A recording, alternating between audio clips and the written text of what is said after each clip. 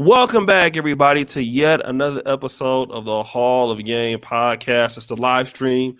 Sorry for taking a few weeks off, but the white man was holding me back, brother. But we are back on the stream, and guys, the show is dedicated towards talented African American men that you maybe want to get into a different career, maybe you want to get into professional school, maybe it's some things that you want to do and achieve. Need a little bit of motivation, or maybe you need tips on interviews. We cover everything from academic perspective, entrepreneurial perspective. We definitely have different guys that come from different walks of life, guys in manufacturing, guys in medicine, guys in tech spaces. But we're here to help African American men, Black men, with all of these things. And today we have a very good topic brought by our brother Gabe A.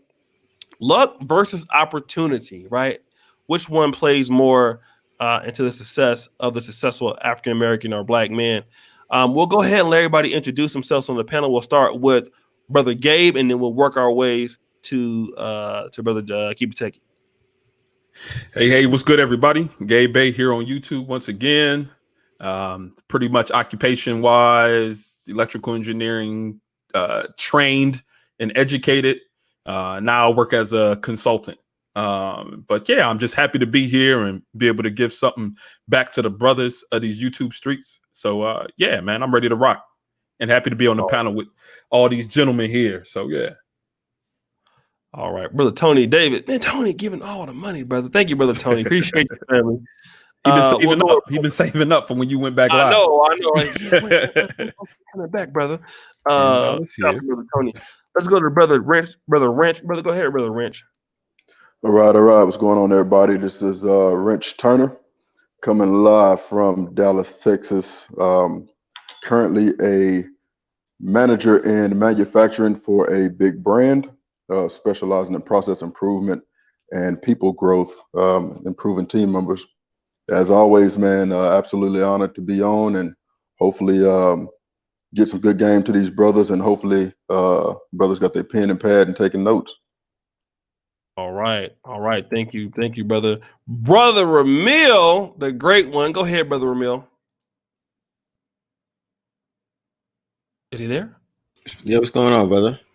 Yeah, man. Go ahead and let everybody know what's up, playo.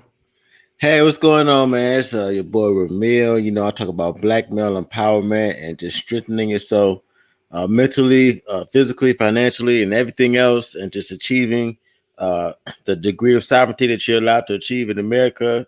So make sure you subscribe to my channel, man. I'm glad to be here, man. It's been a minute, but I'm ready, man. Thanks a lot. All right. Now, thank you for being here, man. Thank you for being here. And last but definitely not least, Brother Keep It Techie. Let people know what you do, family. What's up, guys? How y'all doing? This, Josh from Keep It Techie. I have a channel where I talk about Linux. I've been in the IT field for, a number of years. So I'm just happy to be here, and I hope I can bring something to the conversation. All right. So again, guys, thank you guys for being here today. Brother Gabe, we have been talking briefly about bringing the hall back, and I was like, man, well, what are we gonna talk about, man? He's like, I don't know. But you really brought this one out the bush, brother. The bush. You've been in Africa for a little too long. Yeah, out the bush, brother. You really dug this one up. Why are we talking about this tonight?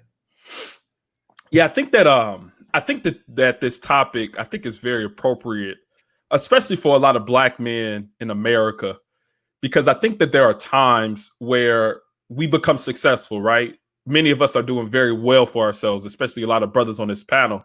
But I think that there is a time where individuals look at the success of black men and they kind of look at the black community as a whole. And they would say, oh, he made it out, so therefore he was lucky, right?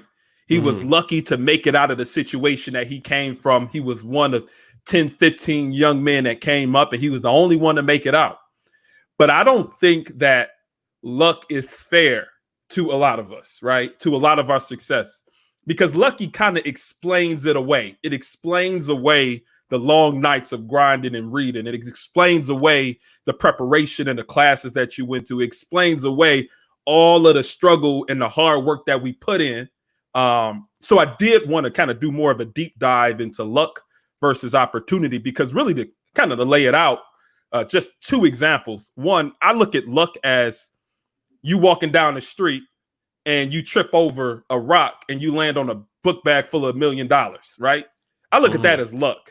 But I don't look at luck as obtaining a role at, say, for instance, like a big tech organization because someone knew who you were from a networking event that you attended. So I think that there needs to be made a distinction between the two.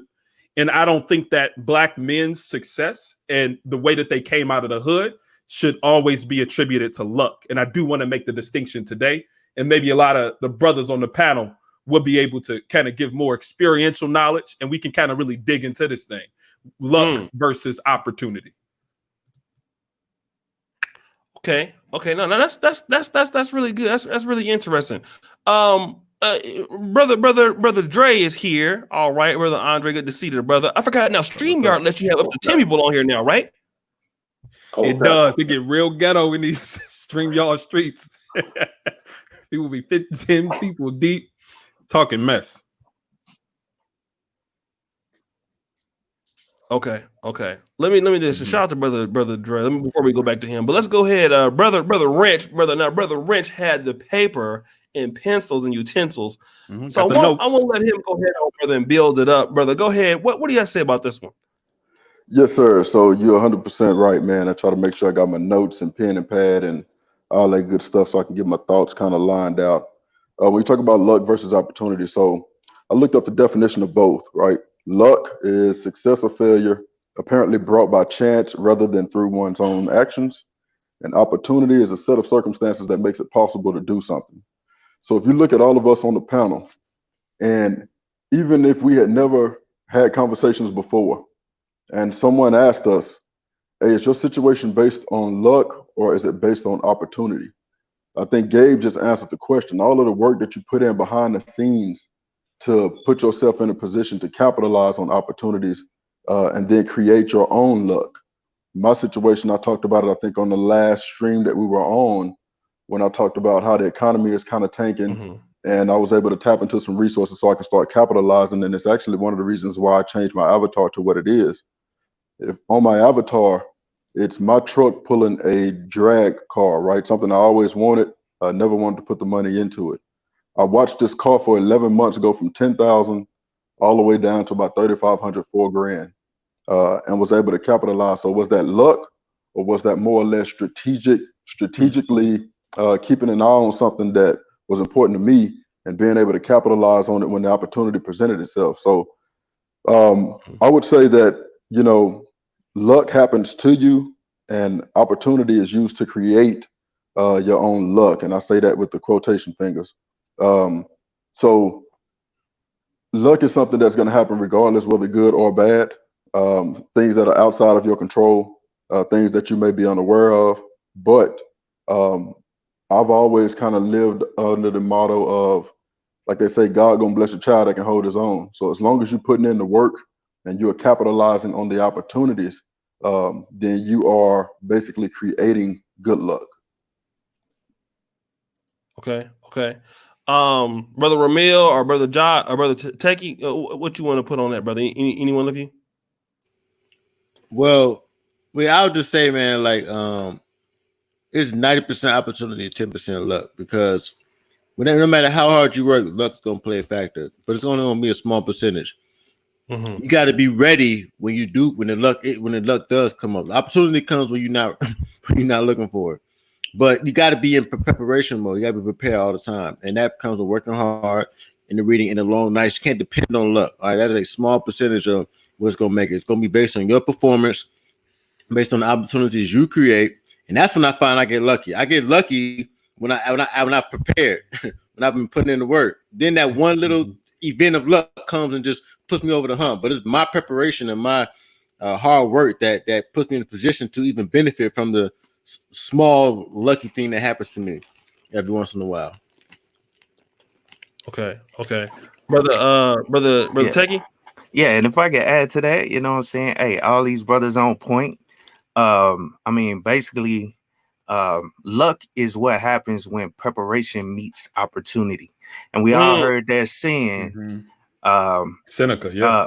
Yeah, if we all heard that saying, stay ready so you don't have to get ready. You know what I'm saying? And so preparation is key. You know what I'm saying? And just like Ramil said, you know, that small percentage of luck, you know what I'm saying, plays a factor, but the big factor is the preparation part. So I mean, it's just like I talk about, you know, IT, getting into the IT field.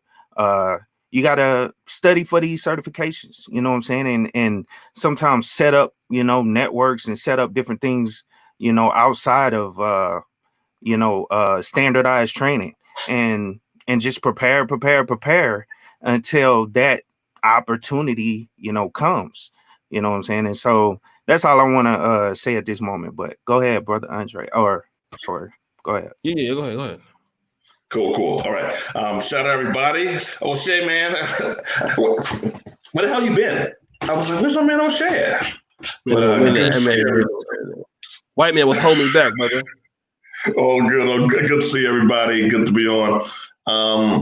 Man, people who focus on luck are fucking losers. They are fucking losers. Let's just get it out the way early. I'm in the mood today. They are in the same realm as the shortcut people. Lucky people who are waiting for luck and shortcut people, same wheelhouse of bullshit. Same wheelhouse, right? What you got to do is be prepared, be overly prepared. So I have somebody, I'm not going to say the exact service that he does, but he does a service. Very good at it. He's always underprepared or late. Always. So I'll tolerate him because he's cool, but I won't refer him out to other people because he has underprepared. And it's little stuff. It's like $5, $10, $20 stuff. But being underprepared is a mental thing. I can get away with being underprepared because I've gotten away with it. But notice they don't get too far. So that whole waiting on. Now, luck is there. Things do happen for certain people. But man, you can never discount the importance of being a prepared Black man. It will take you to being a millionaire. Mm-hmm. Let me. You want to still build on that, bro? Oh, brother Sub-Zero in the building. Brother Sub-Zero, good to see you, brother. Shout out to brother Marcus Love. I want to get the rumble back with all people in here. Go ahead, brother Sub, if you want to go ahead and jump on that, brother. Yeah, man, I love this question. I think it has political ramifications too. Not everybody wants to admit that or go that far with it, but I think once you talk about opportunity and hard work and dedication and being prepared, then it removes that child element that people tend to put on 25-year-old able-bodied Black people. He's only making $8 an hour. He'll never make over 10. So we need to take care of him to the grave. Like, no, he's a grown man. He can make decisions. He needs to make, change his human capital and make sure he can draw in more money than what he makes, So I like this question. But I always, when I thought of this, thing I saw where this guy was saying that, imagine you meet someone that's, that's connected with, like, say, somebody real powerful, like a Jay-Z or a Bill Gates, somebody that can, in a snap of a finger, could write a $2 million check and get your dreams on their way to reality. The first thing they do is they say, okay, you got two guys. One guy has started, even if he didn't have everything he needed. He chose to go ahead and start with whatever resources he could so he can have something tangible as a proof of concept, right? And experience. He's worked out a lot of things and he can answer a lot of questions because when you get around people that really got money, then they know they're going to go straight to the money. Okay, so how long is this? How long is it? And if you haven't done anything and it's just an idea, which is what the other person did. They didn't have anything, they just have a concept.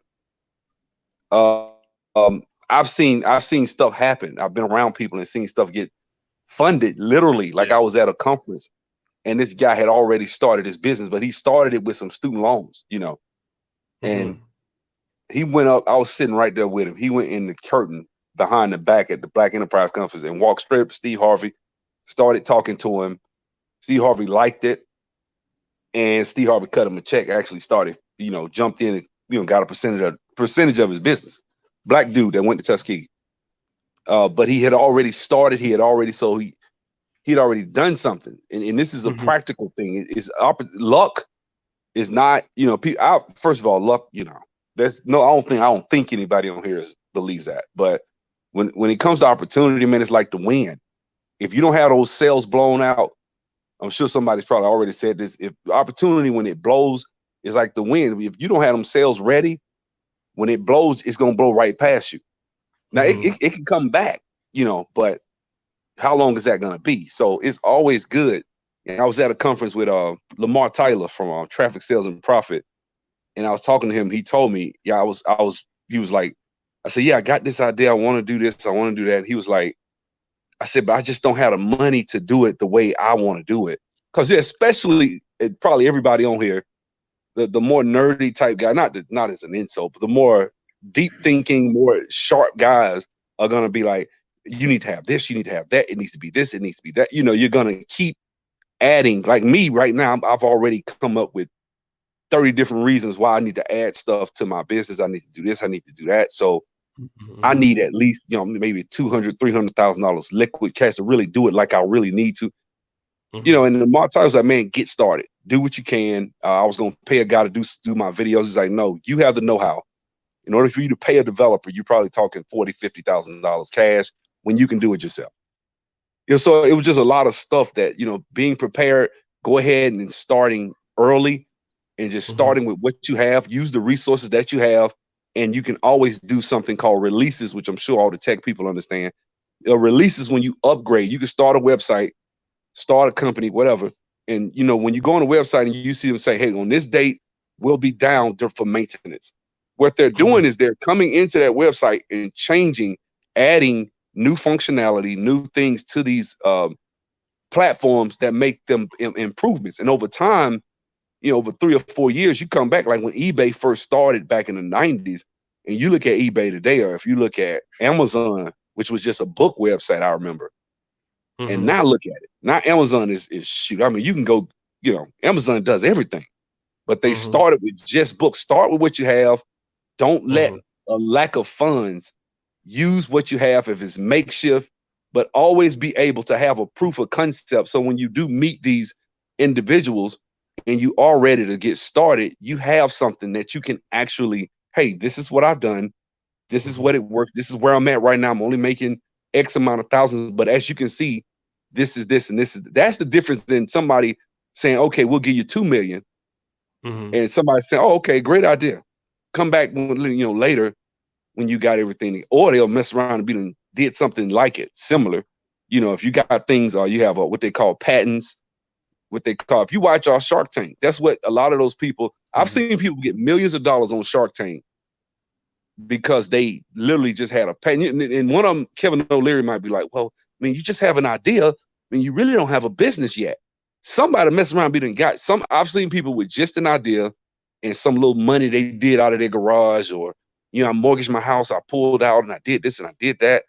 And next thing you know, they walk down there with a deal with Robert Herjavec or Barbara, they got some type of deal going, and you have a review, 2-3 seasons later, they done made $40 million. So it's this is a great subject. So as you can see, I had a lot to say about this one. No, it's all good. Shout out to Brother Gabe for the topic, brother. Shout out to 3D Burns for the 49 super chat. Thank you, brother Mark. What? I want to give a real-time example. You mind? Yeah. Hold on a second. Let me Brother Tony Davis. Okay. Yeah. Brother Charlie Norwood. Thank you for being here. Yeah. Go ahead. Go ahead and I'll go ahead and we'll get to the next round. Go ahead. Okay. Can you see my phone? It might be tough, right? There's a Stripe notification at the top of it for $100, right? So I made it while we were on this call. I came in 4 minutes ago. So the back end is giving away content, building an email list, building a platform, getting videos made, building content, getting testimonials, improving the content, all that stuff, right? So a whole lot of work to get, I guess you call this passive income while I'm on the video with you great guys. $100 comes in. I'll probably have 2 or 3 more come in. I had an email that went out earlier with a promo offer. I'll be surprised if I don't get another 2 before the night's over. Some people might say, oh, you're lucky. You made $100 in passive income while you're talking with your boys online. Another person might say, damn, man, all that work you did and preparation you did paid off, and now you're able to make passive income while you're talking to your boys online. So I want to just share that, a real-time example of what preparation could do. Okay. No. I definitely understand that. Thank you, brother. And like I said, you guys make sure that you check out Brother Dre. You know what? It's hard for me to put it better than what you guys already put it, but I will say this. You know, since I've been in Uganda, stuck here for the last 5.5 months, I noticed that like a lot of people that because not a lot of nepotism goes on in Africa. You know, it does in America too, but more so here. So if somebody's family's in politics or the family's rich, then you know the newest entrepreneurs or people are doing well in the generation are their children. So like, for example, one of the people that has brought in like Fashion Week, Kampala, her dad is like the guy who owns Wava Water. He's like worth like $300 million. So you see that, and people go and say like, well, these people are lucky, and it can be true in some of your more less developed countries where the opportunity isn't as great. That people could be lucky because of their parents or because of their tribe or something like that. I've noticed that to be more here, but at the same time, I've noticed this about luck. You could be lucky to get it, but you gonna have to work to keep it. That's another thing that people don't really look at. Like, for example, even on YouTube, and we use this because we're using this platform. I've seen people that they come on, like, for example, Young Pharaoh. The first video that he ever did on YouTube went viral. The very first video. There's a chick that was living in her van. You guys may have seen her, mulatto young lady, very pretty. She lives with this pet snake. And the first video that she did went viral. But when I looked at the analytics of the video from what she had showed or what somebody else had showed, like she had studied how people tagged their videos. And it was a science behind how she got it. And the thing about it is, while people may consider it to be lucky, in order to keep that up, sooner or later, if you don't work to keep it, you'll lose it. And the thing about the people who are opportunistic, and why people may think it's lucky, is people who are opportunistic are always looking in places where other people are not. Like, okay, we'll talk about football a little bit. There's a guy named Barry Sanders. And Gaby from Detroit. People will look at Barry Sanders and say, man, this is one of the most luckiest guys. He was like really agile.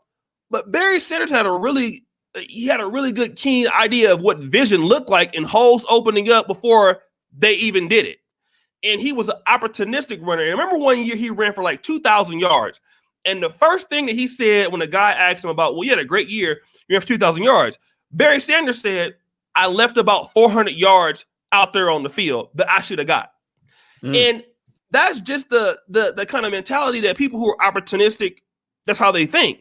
They're not very afraid. Like I know one guy that I worked with that was in sales, and he would just sell stuff that people like myself were afraid to sell, like very high dollar amount accessories, like $400 accessory bundles. And he would lead all the time in selling stuff. And we were like, man, this guy gets the most luckiest calls. No, what happened was he pitched this particular bundle that was higher every time. And it just so happened that because he pitched it more often than anybody else did, that his bundles and he made more money because of the dollar amount. There was a lady also, I worked in a call center before. Her name was Priscilla. And she would go to this thing called President's Cabinet in this company I work for. You guys probably know what company it was if I'm talking about it. She closed the amount of sales every month that was about 100 more than anybody else did. People thought that she was lucky. Well, it just happened to be that she was more available and worked longer than anybody else. She took more calls, closed more deals, she made more money. So, I just want to say that people who are opportunistic typically are willing to do things that other people won't do, and it's a numbers game. Luck is very small. It could happen, but you could get lucky, but you can't maintain it if you don't work. So, and I will just say this also, and I'm going to be along with it. Stop hating on people that you think that are lucky. Like a lot of people, especially amongst black men, what I'm noticing, Brother Gabe, is that we look for any reason to knock down their brother's success. Oh, yeah, that's what I was gonna say. Yes, you're stealing it, but go ahead. Yeah, you got it. Right, and then like, oh, he didn't work. Like, come on, man. Like, there's anything, like, you might not like the guy, you might not be feeling what he's doing, but if the guy's been doing it for like 4 or 5 years, 10 years, like this dude puts in a certain level of work that you don't understand. Like, as black men, we got to really stop doing that shit. Now, I'm just being honest as the brother that loves our people, our group of people. It's a lot of hate that we got going on because you don't like the guy. But that don't mean that the brother doesn't, work hard or hasn't built himself up to certain levels. Because there was a time where he wasn't being successful in what he was doing at that time. But, that's just all I wanted to say. Anybody else want to just jump in on there? No, let me add to that. I mean, I think that was one thing that I had in mind as it concerns this particular topic, is that a lot of times we try to explain away another brother's success with luck. We try to say like, oh, he was just lucky, to try to give some type of credence to, I don't know. Just like you say, if you don't like him, it's cool. If you don't like his message, that's cool. But the thing about it is that don't try to explain away with luck.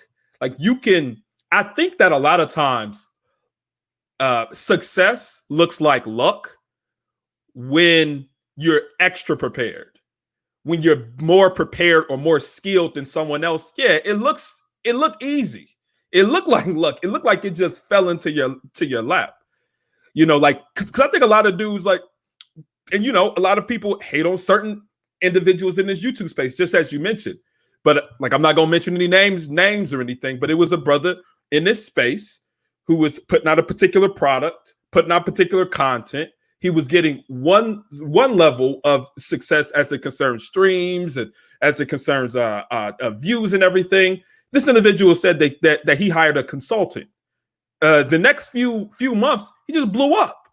And a lot of times people are saying, oh, he just lucky, this and that. He just tricked the algorithm. But no, he took the steps to understand where he currently was and where he desired to be. And he took the steps in order to become more successful at what he did. And they called it lucky YouTube algorithm. And he just played like, why are you mad? like I get it that you don't like him. Just say you don't like him. Just say you don't like him. But don't say he was lucky. Just say you don't like him or his message, but don't say he was lucky. That's all I got to say. I think it's hard to say somebody's lucky if they hired a consultant. I mean, that's time, effort, money invested. That has to count. Like, you can't. That's kind of ignorant. Whoever said that's profoundly ignorant. That's niggas. Hey, just to add on to that, man, one of the things I always throw in the mix, and it's exactly what we're talking about right now. As you start to, the very first thing that you have to do, and I know people have heard me say it before, you got to take that look in the mirror, and you got to be honest with yourself, man. It's not something that you got to broadcast to the world or turn into a Facebook or Instagram or Twitter post. You gotta look in the mirror, man, and you gotta really be honest with yourself if you ain't shit. And that's something you gotta know, and you gotta own it, man. Once you can do that, and you see where your shortcomings are, and you start working on those, and you uplift brothers or you congratulate brothers on their way to the top, man, you'd be surprised how many opportunities open up for you. That's one of the first steps. I mentioned it in my very first video, my very first stream that I was on with Brother O'Shea, man, and talked about taking that look in the mirror, especially with my situation. Looking in the mirror and being like, man, you put yourself in this situation, now how you gonna get out of it? That's super important, man. If you can't do that, man, none of the things that happen after that will ever last. Even if you get lucky, you grab a scratch off and all of a sudden you hit 250K on there. you're gonna blow it, because you're still not to the point where you can be honest with yourself. If you got a tricking habit, if you got 6 or 7 OnlyFans and a Pornhub subscription, and you going live, I mean, you know, you going in. You have to be 100 with yourself, man. And just like everybody just said, man, you cannot be a hater, bro. You have to congratulate brothers, and opportunities open up for you. So a surefire way to have some bad luck is by hating. Long story short. Uh-oh. Hey, O'Shea, man, and I apologize for this, but I got a emergency I gotta take care of. But I just want to leave with this one quote that it's kind of crazy. I'm using this quote because Will Smith is all up in the news or whatever, but he stated this a while back. There's a huge misconception around the difference between talent and skill. Talent is what you have naturally. Skill is only developed through hours and hours of beating up on your craft. So, hey, I'm sorry, I gotta run, man. I gotta take care of this. This was something I was gonna bring up later on, but I gotta run, man. Yeah, keep building on this, guys. I really enjoyed this conversation, man. I'm sorry, O'Shea. I gotta take care of this. No, man. Thanks so much, bro. Thanks for dropping the gems. Thank you, brother Grown Man Business, for the super chat. Anybody else want to jump on that? Yeah, let me say this. There's a scripture that says, "Idle hands is the devil workshop." If you're not busy, if you're not focused on your own thing, then it always, usually, when you find people that hate, they're usually not focused on their own situation. You get what I'm saying? I just, when you busy and I mean, you'd be surprised what you could do you could squeeze into a full day. Like, I ain't trying to be fun. I do 4 different things. I'm running 4 different ventures pretty much probably most of my life I'm doing something. So it's hard to be a hater because you ain't got time to be like, like in the YouTube space. I ain't got time to go watch your brother's videos and, oh, he grew up and I didn't know the brother had them. I don't even be on these videos like that, like that type of stuff. So it's kind of one of those situations where people have to really look at themselves. I agree with the brother that say, yeah, just, do some real self-actualization. Am I bad? How do I manage my time? Am I wasteful with my money, with my spending habits? Am I, when I do get a little moderate level of success, do I get lazy? And when I make a few dollars, which I found this was one of my things. Once I made a few dollars, I got comfortable. I got money. I can go spend this. I can go spend, I would spend more because I had it. And then you'll be right back and you'll be finding yourself depressed maybe a month later. Like, what happened? I spent $5,000 that I didn't even know I spent. What happened? So that's something that you really need to hone in on if you're going to really be successful. I find this is what I believe, and I talk about this on my channel. I don't even think most of what Black people face in America, the biggest struggle is racism, white supremacy. It's not. A lot of things are self-inflicted problems. I know that may be controversial to a few brothers, but that's how I feel about it. And, the average Black person, just the time they spend studying, the time they spend, just look at it. You follow the average Black person academically, just in school alone, and you'll see why the African immigrants or the Jamaican immigrants or the Asians are getting all the scholarships. You literally just got outworked, and then you'll say it's luck that this person lives in a $200,000 house and his kids are this and his kids are that. Is racism. Usually the person that screams that, I always say, is a brother that probably wasn't reading at grade level when they got out of high school. That's the first one you'll see running, screaming in mouth about racism. White supremacy is why I'm here. White supremacy is not to say it's not real. I'm not trying to open up that can of worms. I'm just saying that I believe that, most of our problems are self-inflicted. And if you really look at it, like, just graduation, just at the literacy alone, time, you're like, well, that's just bad. Yeah, it could be. It's bad parenting. It's a mixture of parenting, teachers, and just individual responsibility. But if you're there at 18, doesn't mean you have to be there at 36. See, it's somebody else's fault up until 18. It's your fault at 36 if you still are stagnant in your life. Just because you were 18 and you graduated high school and you went to you were a poor area, you graduated with this, okay, fine. But when because other people, they are gonna have the. I'm not stupid. I think some people do have parents that put them in certain things, and you have people's like I'm sending my son to Kumon and doing certain things, so mathematically and academically he'll be 2 and 3 grade levels above by the time he graduates. So he'll be, probably try to get him to do college stuff by the time he graduates. We probably already have 2 or 3 years of school already knocked out. That's what I want, But so yeah, you can say that happened, but then you can also say the guy that graduated from the hood that didn't, he had a 2.2 GPA. He was lazy. Okay. And at some point you have to become a grown man and be responsible for your own actions. Just like, that's why I said this has political ramifications, because you can't expect someone at 18 to be stuck at where they are like a child for 40, 50 years. If you do, then that's a child you're talking about. Poor thing. We have to, raise the taxes. We have to pay. You have to pay more because your fair share. I hate that phrase, because it's like, well, wait a minute. This person, I put in more effort. If I work hard, everybody's effort isn't the same. So if effort isn't the same, then there's gonna be inequality. I'm sorry. I know that everybody doesn't work as hard. Everybody doesn't put the time in.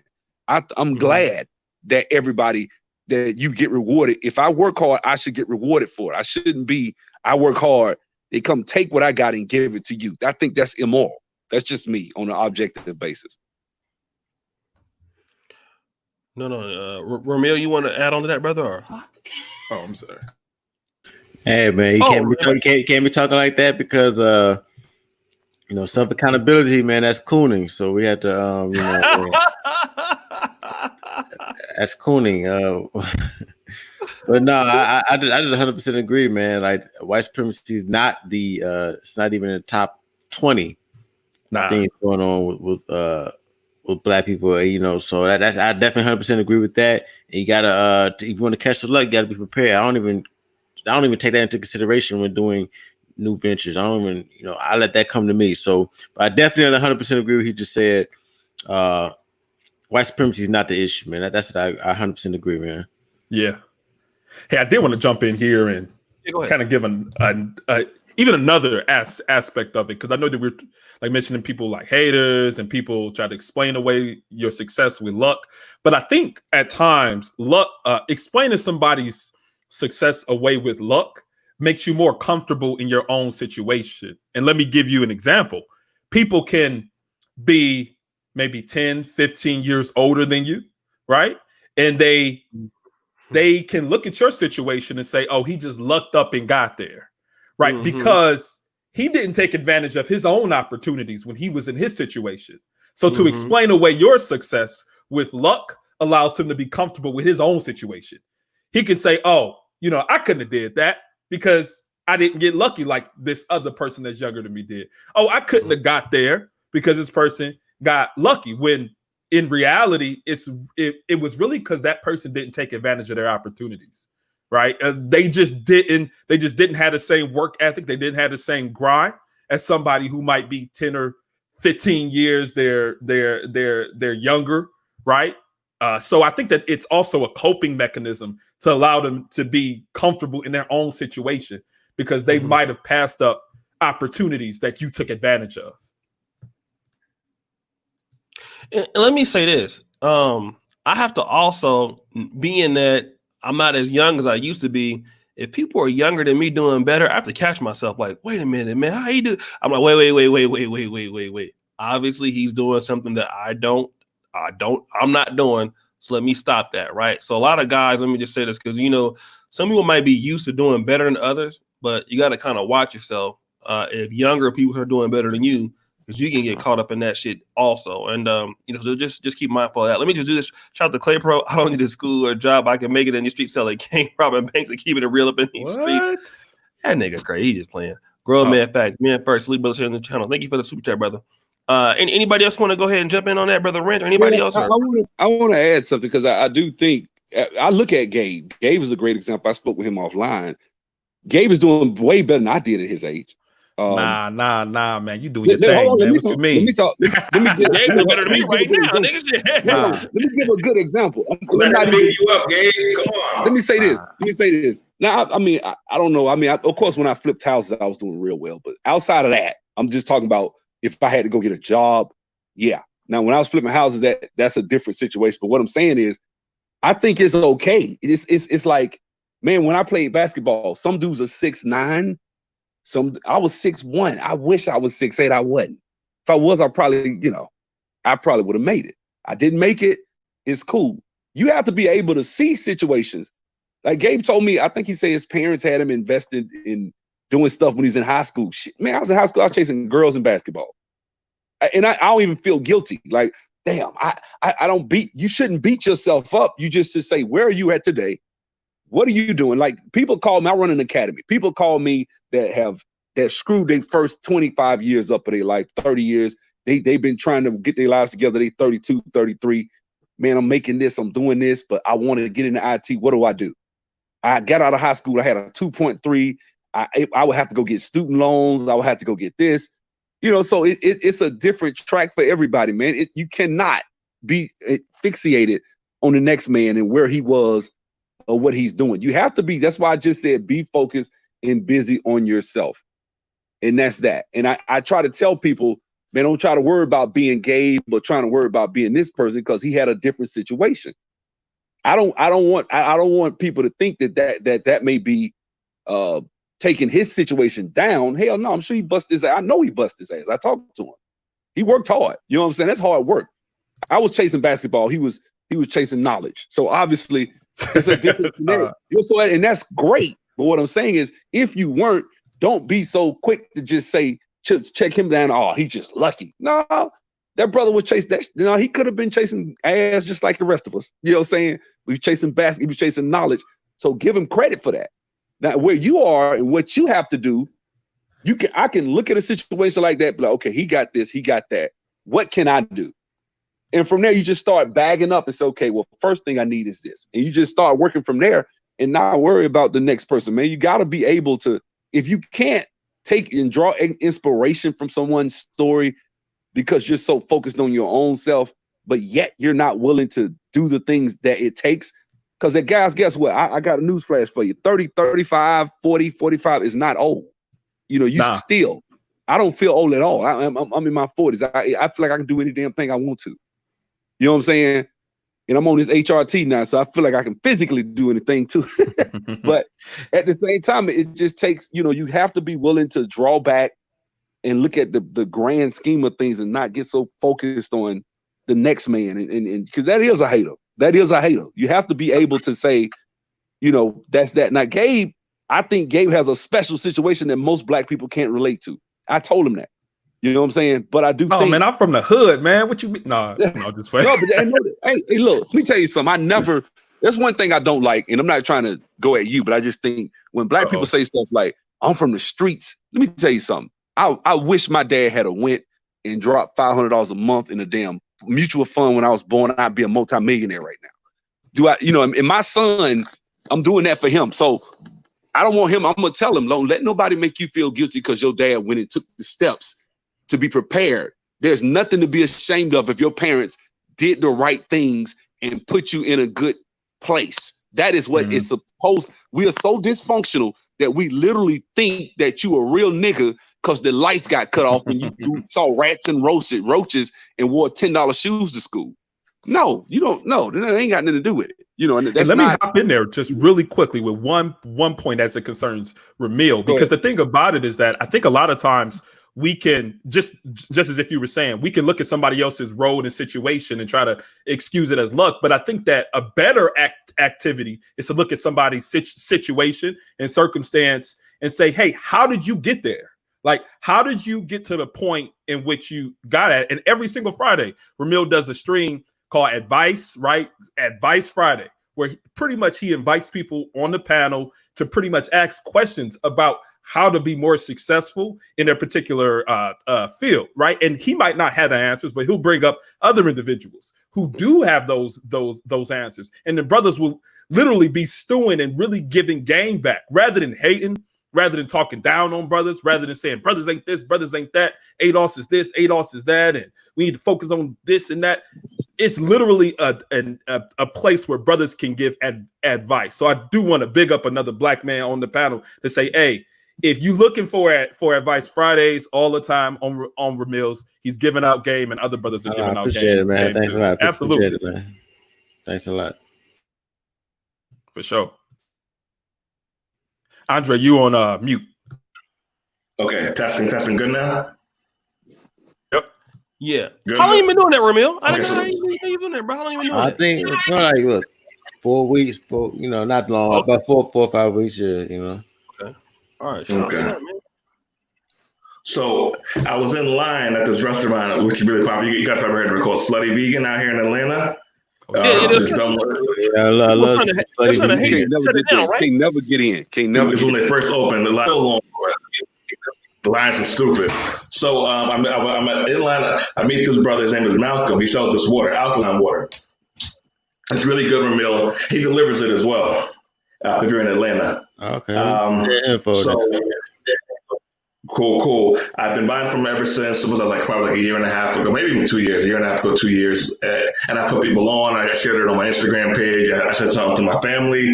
So I probably helped him generate a good amount of sales. Now, bragging, but you get this factual stuff. In line, he gave me a bottle of water.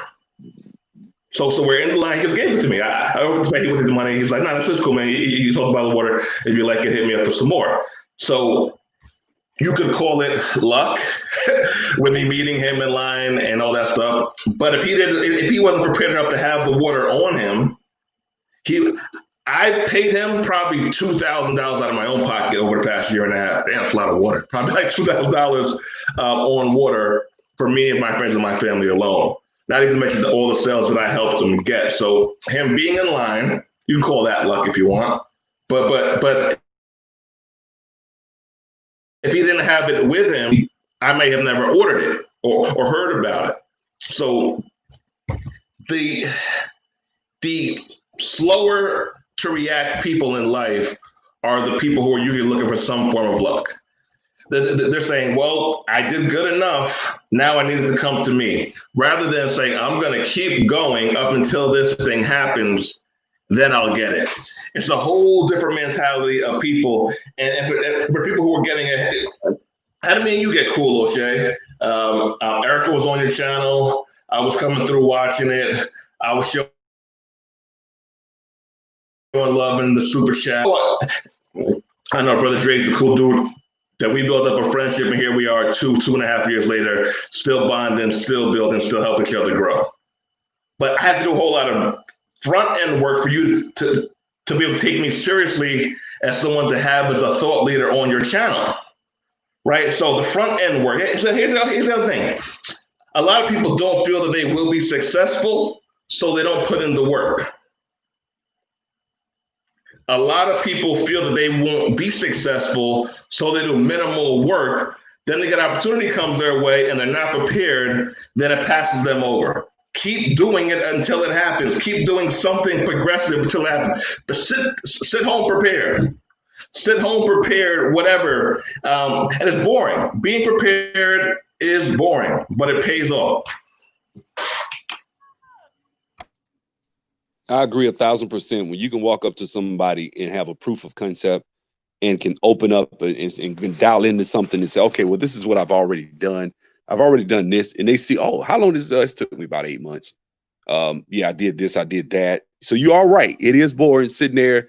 And sometimes you feel stupid, like, because if you're doing something and you have no money yet, nobody's giving you anything, and you're doing it, hoping that you hit, hoping that it'll work.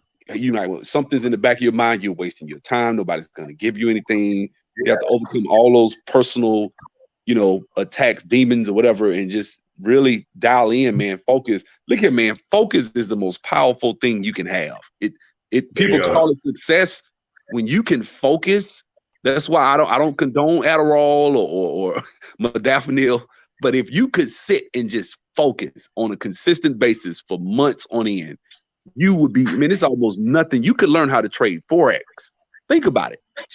If you just I'm not saying take modafinil and do that, but I'm just saying, if you could sit in front of a screen and focus for 10, 12 hours every day for 6 months straight, you would become you could literally have a skill to just pull, dare I say, millions of dollars out of the Forex market or out of the stock market, anything. And I've seen people do that without drugs, just do it just natural focus. That's one of the key things that separate Black people academically, is we don't focus like other people do when it comes to academics.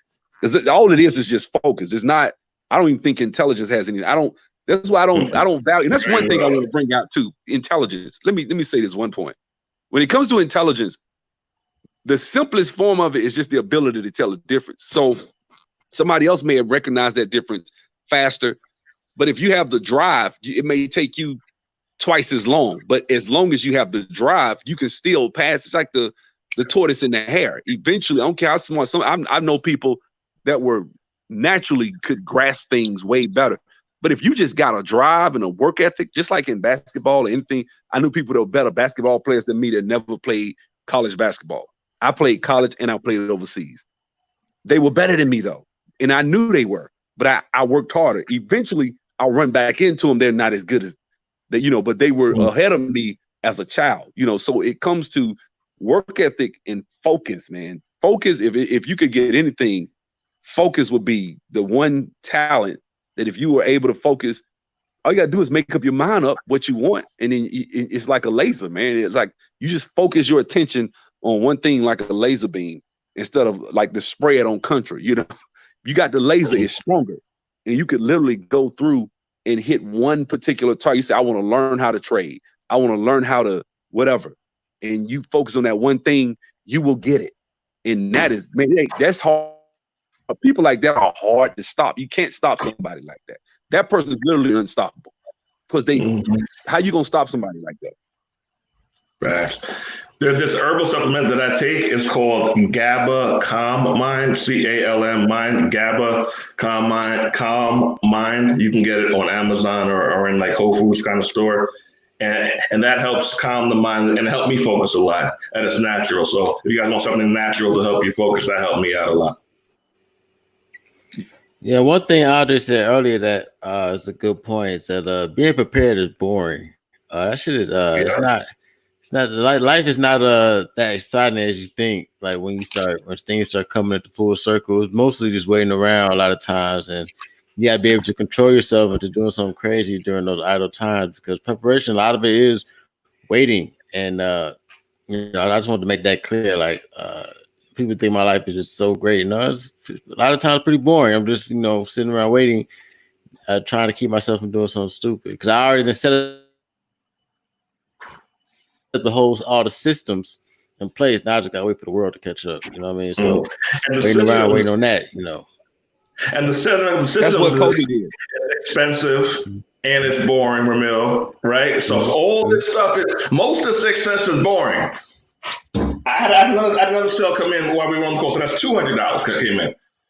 80% of that pre-work was boring. Now it's fun. I might go out tonight. So now it's fun. But you have to embrace it. You have to look at it and say, whatever you're working on. I'm going to buy a house in 6 months. I'm going to increase my credit score. I'm going to increase my income. I'm going to become a mobile notary. You have to embrace it ahead of time. Pre-plan for this to kind of suck a lot of times. Because that's why people start a new business. Ramil, where'd Gabe go? Every 5 minutes or every 2 months, they're doing some other crap because they want that new high. They want to feel good. People are fucking kids. They will always feel good. They always want that new high. So they're stopping and starting something every friggin' 30 days, and they wonder why they aren't making any money. That's why, because you are an adult mentally. Yep. That's why Kobe Bryant was Kobe Bryant, I think, because if you go and watch there are a lot of videos about him online now. This guy had a sickening work ethic. He was a technician with his footwork. Like I think the summer when he hit 81 points, he said that whole summer he had guys, he ran the triangle offense. He worked on the shots, the angles. And so he said by the time he got to that Toronto game where he hit 81, he had been doing it so long, it had just gotten in a rhythm, and literally hit 69 points the next game or something. Had to sit on the bench. The dude was crazy. Like he was just crazy with his ability. And people like, man, he's just naturally. No, if you go back and look at Kobe, there were guys like Corey Maggette, guys when they came out of college were right with him or at least above him talent-wise. And it was just, and I know people say that, no, everybody says hard work. Not everybody work. When it comes to sports, it's either you do it or you don't. Like the greats, I have never seen somebody just born naturally and at a high, even as much as I don't even like LeBron James, he works on his body and his physicality to keep him at that level. You got to give him credit for that. You know what I'm saying? So the greats, Michael Jordan obviously is legendary how hard he worked, you know, and so that level of drive and focus is key, man. It took drive and focus for LeBron James to spend $1 million a year on his body. Who thought at 26 when he had a 40-inch vertical, why would he decide at that age? That was smart. At 26, he said, I'm gonna start spending money. I'm gonna make sure my joints, my Achilles, my this, my that. And now this guy's 18 years in the league, still able to run up and down the floor. You know, you gotta give him props for that, to have that foresight. But it takes focus and not party. I remember I went to an Atlanta game and Kobe went off. And Lamar Odom I was at the after party, and Lamar Odom was standing behind me. And the guy was talking to him, asking him, man, why everybody's asking for Kobe? Man, why Kobe don't never go? He's like, man, Kobe in the room watching film, man. He had just hit like 38 points. But he was like, man, he in the room watching film, man. You know how Kobe is. He rarely went out. This guy had all this money and, you know, all this success, but he in the midst of it still was like, you know, very focused to where, because he was like that as a kid in Italy. If you go watch the Muse, as a kid, he sit and watch video. He didn't really culturally relate to American kids when he got here. So he turned that energy into his craft and it rewarded him. You know, there were guys he talked about how he sucked a couple of times when he was a teenager and he just kept going. Eventually he was beating people older than him, you know? Yeah. So just to add on to what you brothers are talking about, right? That focus piece. That's another point that I mentioned in the first stream that I was ever on, and I think Ramil kind of hit on it a couple of minutes ago. So for any of the brothers who listening, man, think about it like this: what are you everybody has something that they are naturally good at. It's your God-given talent. It's your God-given gift, right? For whatever you are good at, and then you figure out a way how to keep feeding that, right? You're good at it. It comes easy to you. You keep feeding it and you figure out, how do I change my life with this natural God-given gift that I have? For me, it was always the way things work. I always wanted to take stuff apart and figure out what's going on the inside, right? How you know, what happened in somebody's head for them to design it this way to where it works and it serves this particular purpose. I was always interested in that kind of stuff, always curious, always taking stuff apart. So it's natural that I would end up in manufacturing where I'm around machines all day. A lot of the information comes easy. I can retain the information really easy. I can spit a lot of the information out really easy. But that's just my particular, for whatever reason, that was the gift that I was born with. But I also went to school to kind of nurture that gift. I also got into the industry to learn more and to add on to that. There's something that maybe somebody's listening right now. There's something that you are naturally good at. And it's not saying that you're going to figure it out tonight, but it's something that you're naturally good at. You have to figure out how to feed that. And you may have to invest a little bit of money, meaning you may have to pay for school, or you may have to, you know, kind of get a mentor and listen and take notes and practice this kind of stuff, right? Once you're able to do that, man, you'll be surprised at how fast you'll start to get gains. For me, I had a 3 to 5 year plan, man, and I accomplished it in a year. Honest to God truth, I accomplished it in a year.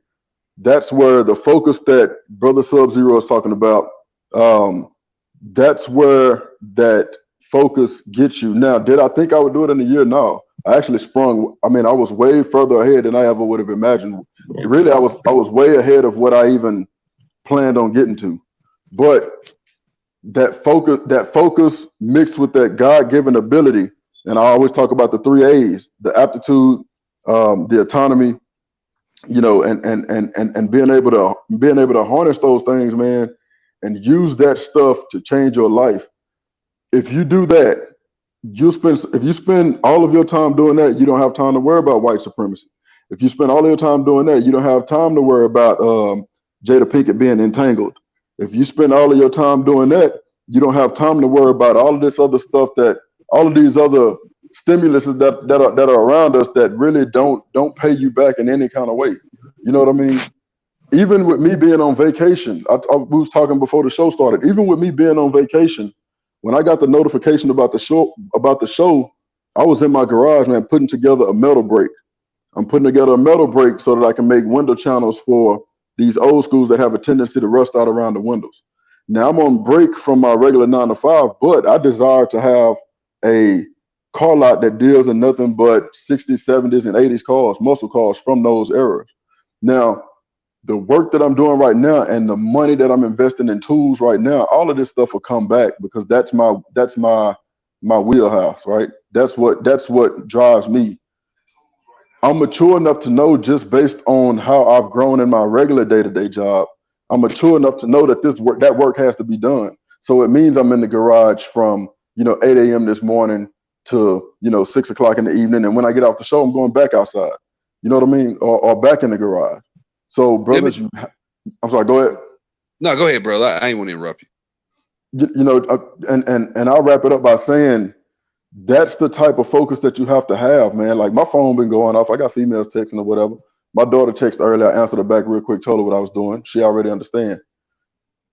In my head, the way I look at it, when I got up this morning, I was like, no matter what happened, I'm gonna be in the garage today, and I know exactly what I will be doing.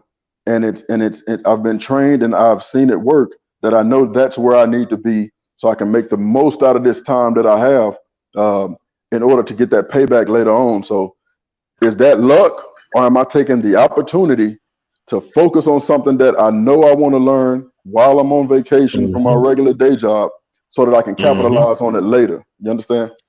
Yeah. And on a Sunday, let's point that out. You do all this stuff on a Sunday. Yeah, let me say one thing, bro. Somebody in the comment section is when I was talking about Kobe, he kept saying Kobe wasn't dodging bullets. Kobe had a stable house. You can talk about people from single family households. You can talk about people for being poor. We gotta stop it with the excuse making. It's like, if I talk about Kobe and his focus, Kobe had this. If I talk about Michael Jordan, well, he had his dad. We don't have to just talk about sports. There are plenty of black people who came from single family households, single mom. Not to say that's the best, most optimal situation. We got to stop making excuses. I'm trying to tell people to be focused and tell people to do some self-actualization. Are you wasting your time? Are you wasting the resources you have at your disposal? That has nothing to do with your parents. That has nothing to do with your household, nothing. Did you do what you were supposed to do? When Gabe told me he did this and did that in high school, I said, well, damn, I didn't do that. I was chasing basketball. That's the truth. But guess what? There were times where friends I knew got killed. There were people that the lights got cut off a couple of times. Those are two separate things. I still could have took advantage of high school. That was just lack of work ethic. That's just facts. Look, don't have no, like, we got to at least have some sort of shame about our stuff and at least be able to look at ourselves and tell the truth. Just because you're poor doesn't necessarily mean you didn't have any advantage. You had nothing. You at least going to school for free. Or you at least did you study 2 hours a day like your Asian counterpart? No. So that means you probably weren't academically where you needed to be. If you put in 30 minutes, is what the average black kid does, 30 minutes a night, they put in 2 hours, you got your ass outworked. Stop talking about stable household. Well, they did because they got a stable household. Yeah, but I mean, eventually you see a bunch of these people coming from single family. A lot of people, my homeboy was an RA at Howard. A lot of those people came from dire situations. Damn, black folks got to stop feeling sorry for themselves all the time and trying to say, well, he had a stable household, so that you know what, you're right. Don't focus. Don't try. It's racism, white supremacy, or it's the black woman. Get up off your ass and do something. Quit trying to make excuses all the damn time. Man, if you look at my avatar in the chat, that's me, my brother, and my sisters in the West Dallas projects, mid to late 80s. All three of us. That's my avatar in the chat, and I'm gonna type something in it just so it can pop up. Just you know what I mean, so I just typed test in the chat. If you look at that avatar to the left of my name, that's me, my brother, and my sister in the projects, In the background, you can see a screen kind of hanging off the window. So when you talk about coming from the hood, I'm from the hood, and I'm telling brothers, white supremacy ain't got jack shit to do with you capitalizing on opportunity and making opportunity, man. You know, we as a culture, when you talk about the music, some of the music that we listen to, when you talk about some of the interactions that we have with each other, when you talk about where the things that we care about most, that's the issue. And I know it's not popular to say it, but it's not a coincidence that I'm saying it. It's not a coincidence that Brother Dre is saying it. It's not a coincidence Brother Ramil is saying it. Sub-Zero is saying it. So all of us align. I'm pretty sure neither one of us make $8 an hour or $10 an hour or nothing close to it. So if we are putting this information out and we are telling you that this is how you go about changing your life, this is the habit that you need to have, or this is where you should focus at. Damn, all of us lying. Did we link up before the show and just be like, hey man, this is what we're gonna say? No, man. We've all figured out some kind of way to get the formula, right? We've all got the formula right in our own ways and figured out a way to capitalize on it. Yeah, I'll hop in real quick. I wrote a book called The Top 10 Habits of Underachievers. It could have been called The Top 10 Habits of Fucking Losers if I really wanted to be gutter with it. That's what I should have called that shit. Some people are fucking losers, and we gotta just say it. And we can't sugarcoat it because they're our same race and they're our same gender. We aren't doing them any favors. Losers will make up any excuse to justify being a fucking loser. Right? Straight up. Pick up the book. Here it is in the chat again. It's on Amazon. I don't know, like $10, $14. If you are underachieving or so here, I've had some of my best growth when somebody called out my crap. It was embarrassing. Sometimes it was a woman. It didn't feel. I felt like shit. But I had some of my best growth when I had those conversations. When people didn't pat me on the back for old victories. It's very easy to live off of old victories. What have you done lately? What have you done currently? And that's some firm conversation. I take a deep look at my life. But you know what? Those firm conversations help me get where I'm at now, which I'm freaking beasting it. So yeah, we got to cut the crap. That's a fact. I'll show you that. Yeah, can you hear me? Yeah, I hear you now. Yeah, man. So, we got mediocre tutorial reviews. We let him talk, and nigga, I got tutorials. Wait, nigga, it's about 4 in the morning. I'm tired of shit. Well, let me go ahead on and shout out to the brothers, brother Bougie, we gonna rock this week. Later on this week, brother. You have to create or be ready for the opportunity, then like and push by you. Shout out to brother Bougie from Uganda, Dark Man Chef. Thank you, brother, for the donation. Brother Kenny Conjo. There should be more viewers. Yeah, you know how that is, Kenny. You niggas don't want to learn nothing. And brother Malik Vanderpool, thank you, brother. That's one of your homie. He got like 20 properties, man. I know he can be doing this time. I love it. I've been wanting to do something with him for a minute. Oh, Shalana, thank you, brother. Brother Bishop, thank you. Gabe A, thank you. East Afro dude, thank you. Go ahead, brother. Mediocre. What up, everybody? It's been a while since we had a whole of game. I'm always you've been over there killing on your channel, player. You big time now. It's been crazy, man. It's been a lot of growth, man. You know, I'm just trying to follow in your footsteps, O'Shea. But you know, I always appreciate the Hall of Games. So I was actually just streaming on my channel. I brought him over here real quick. So, but I'm glad you guys still putting the knowledge together. Here's the thing, you know, between luck and opportunity, I think to a degree both. You always need a degree of both. But the thing is that luck you have no control over at all, right? So you can't depend on luck, right? From an opportunity perspective, you know, depending upon, the resources that you have at your disposal, the network that you have at your disposal is either going to increase the amount of opportunities that you have or decrease, right? Depending upon the actions and the things that you're actually doing to make those opportunities become present. But opportunity as well might be based off of luck, right? But the one thing, and I was listening to you guys for about 5 minutes or so, kind of down into the lobby. The one thing that I hear all of you guys were saying as I came in here, the most important one is, or component that's not currently in the title is the preparation, right? Like I say on my channel all the time, like preparation plus opportunity is going to equal success. Meaning, what are you doing, like really, truly, and wholly? What are you doing to understand where it is that you're trying to go, and then understand what are the actions that you have to put into place in order to get to your end result?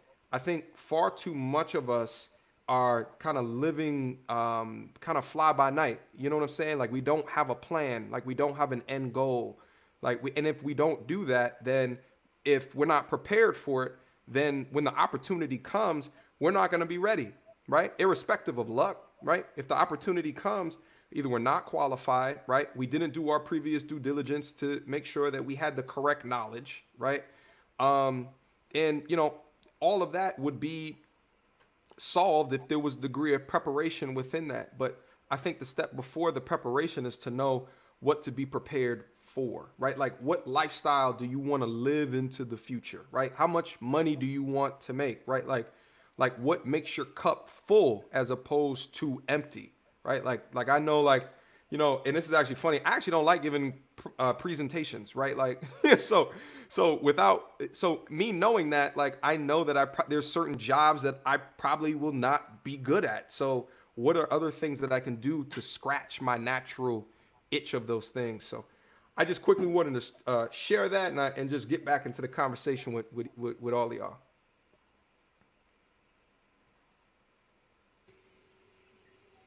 Yeah, that's what's up, man. And that's facts, man. I think what you just said, everybody can agree on. Preparation is definitely the common denominator. I don't know who's echoing, but yeah, preparation is the common denominator, man. And without that, there's not gonna be no luck. So that's the main thing, man. Don't slack off, no days off, because that's what's gonna happen. You can be putting in work for about 2 weeks. The one day you decide to take a day off, the one day you decide to say, I'm gonna just slack off today, fuck it. That's when the opportunity is gonna come, and then you're gonna be like, dang, it's gonna go right past you. That's what always happens, man. When the one day you don't want to prepare, man. Yeah, that's a fact. Yeah. And the thing is like, I think it makes more sense to rely in the opportunities, but like the luck is just like, luck is winning the lotto. You know what I'm saying? Like luck is walking into a casino with $100 and coming out with $10,000. You know what I'm saying? Like luck is less sustainable. You know what I mean? Like, yeah, you can benefit off of luck, but you can't rely in it. You know what I'm saying? Like if you eat, you know what I'm saying, a 2 Whoppers per day, and at the end of your life you never had a heart attack. You know what I'm saying? That's luck. But you don't want to rely on luck. You want to eat healthy throughout your life so that you can lower the risk of a heart attack ever occurring. You know what I'm saying? I want far less of black men to be focusing in, the luck of a situation, and more on what is the work that I need to do to be my most awesome, right? So then I can eventually be my most happy later on in life. You know what I mean? You could also say luck is somebody would probably say something like, well, you were lucky you bumped into Jay-Z at a party and he liked her. But in order to even do that, you a lot of times have to have somebody will call you lucky. I've seen people say somebody that was lucky, but that person had a proof of concept. They'd already invested time and money, even if it's just their little small makeshift budget. But they had something they can pull out and say, here it is. It's one thing to have a 3-dimensional, it may be on the internet or whatever, but I'm just being, abstract and saying it. But it's one thing to have a 3-dimensional model that you can pull out, show, demonstrate, this is how it works. This is the process flow. This is okay. So the customer comes here, they pay this, they do this. And you can work that person through the whole thing. You can show revenue. This is what I've already made. This is what I've done. Being somebody, you run into a person like, I'm just being hypothetical and saying a Jay-Z, Robert Smith, whoever, they drop in, you know, $10 million investment, and then you're like, oh, he was lucky. He met Robert Smith. That's not luck.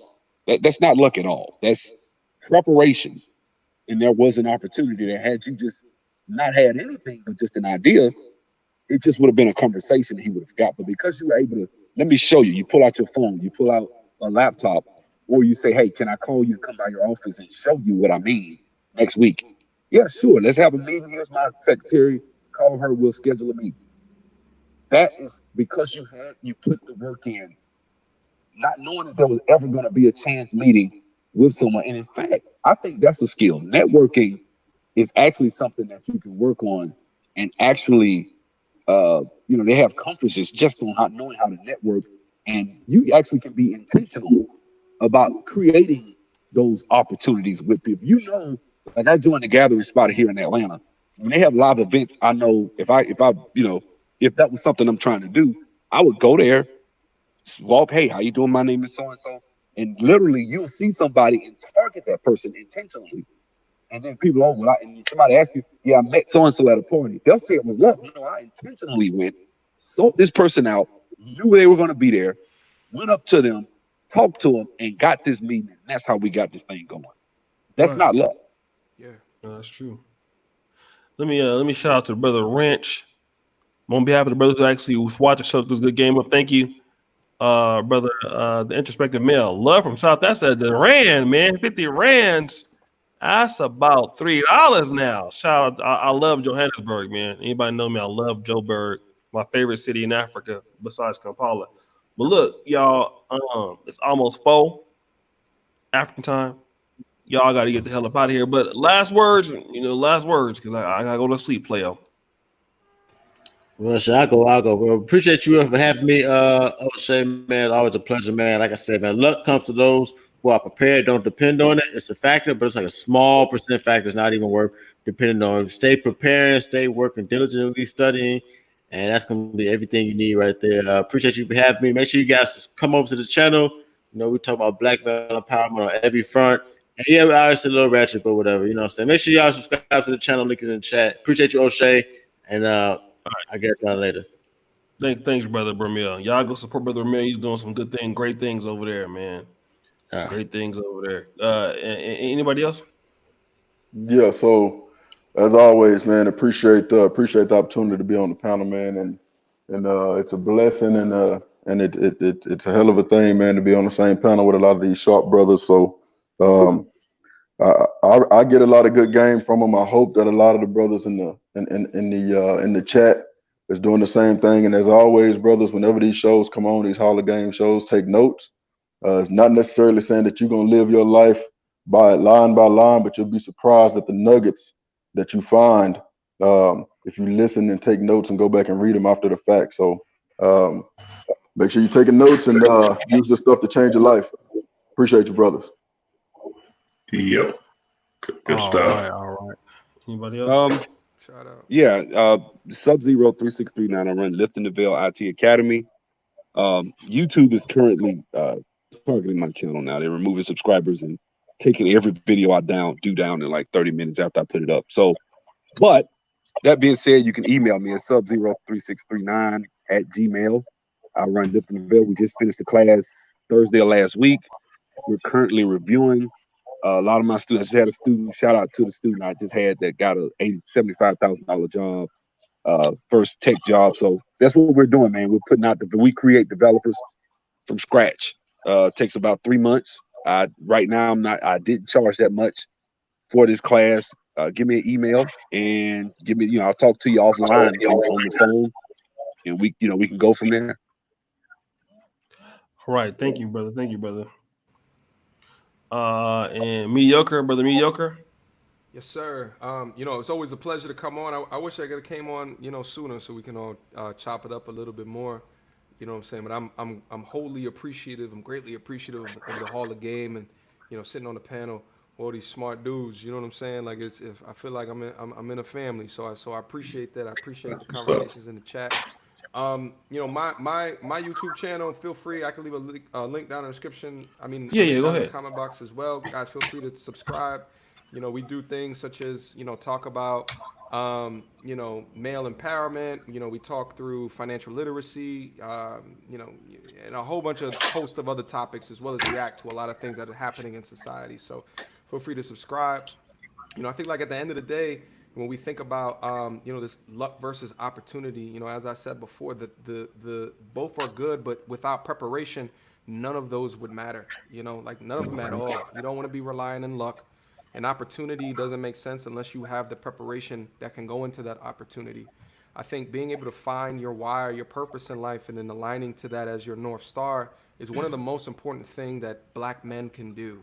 One of the most important thing that you can do, because without that, you are just willy-nilly kind of floating through life. And if someone comes through and, you know, asks you to do something, you're going to probably say yes if you have free time. Meanwhile, if you have a why in your life or a goal that you're trying to reach, you can deprioritize what it is they're asking so you can focus on yourself as well, because you want to get to an inevitable end goal. I think that we need to be more selfish with ourselves younger in our life so that later in our life we can then give back wholly and truly. You understand what I'm saying? So without that, without the preparation, you can't get that popping. So O'Shea, I appreciate you, my G. Everyone else on the panel, I appreciate y'all as well. All right, I'll leave a link down there. Mediocre. Yes, All right, guys. It was Peace, a great brother. show. I don't know why I'm echoing, but let me. Anyways, listen. Shout out to Dr. Welch, man, in the building. Good to see him, internal medicine doc. Guys, I'm still stuck over here. Can't go back to Europe because there's a ban on U.S. citizens. So I was stuck over here. First, I couldn't get out of the country because there were no flights suspended going to Europe. The only thing I could have did is I could have took an emergency flight back to the United States. But coronavirus was too much of a risk, and I didn't want to do that.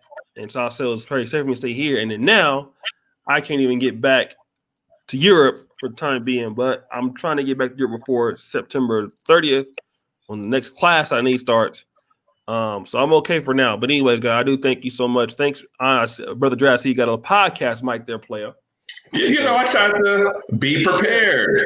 Yeah. I prepared myself. I got a little backdrop. I got some lights.